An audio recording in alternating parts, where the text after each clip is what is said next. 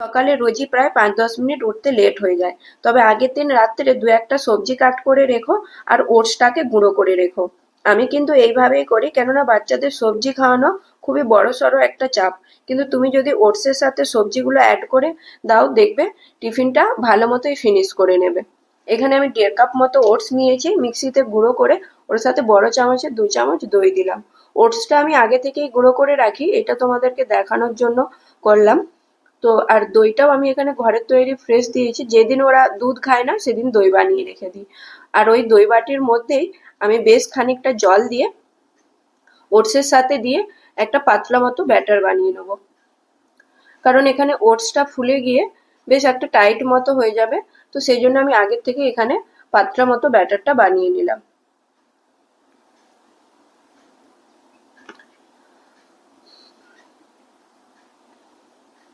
এরপরে এখানে আমরা কেটে রাখা কয়েকটা সবজি দিয়ে দিলাম, যেমন ধনেপাতা, ক্যাপসিকাম, গ্রেট করা গাজর, পরিমাণ মতো নুন, আর এখানে দিলাম মিক্স হাফ আর গুঁড়ো করা গোলমরিচের গুঁড়ো।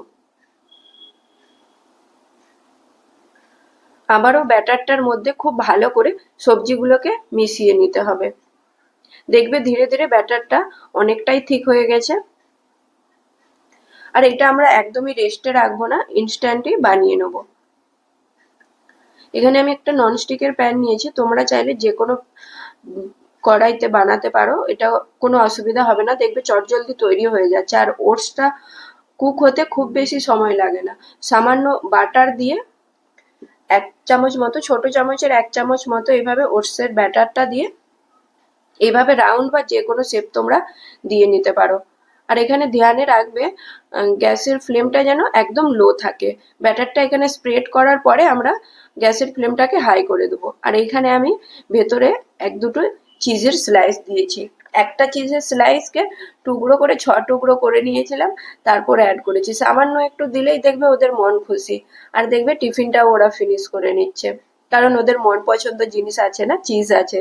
বাচ্চারা চিজটা খুবই পছন্দ করে, তাই না? সব বাচ্চারাই, ওদেরকে বলতে হয় না। তো এখানে চারিদিক থেকে এইভাবে ফোল্ড করে একটা দেখো এরকম শেপ দিয়ে নেবে, দেখতেও সুন্দর লাগবে আর ওদের পছন্দও হবে। এইভাবে আমি সবগুলোকেই বানিয়ে নেবো। এটা স্প্যাচুলার সাহায্যে করলে বেশি একটু ভালো হয়, কারণ ওটসটা এখানে একটু বেশি আঠালো হয়, সেই জন্য স্প্যাচুলা দিয়ে বেশ তাড়াতাড়ি হয়ে যায়।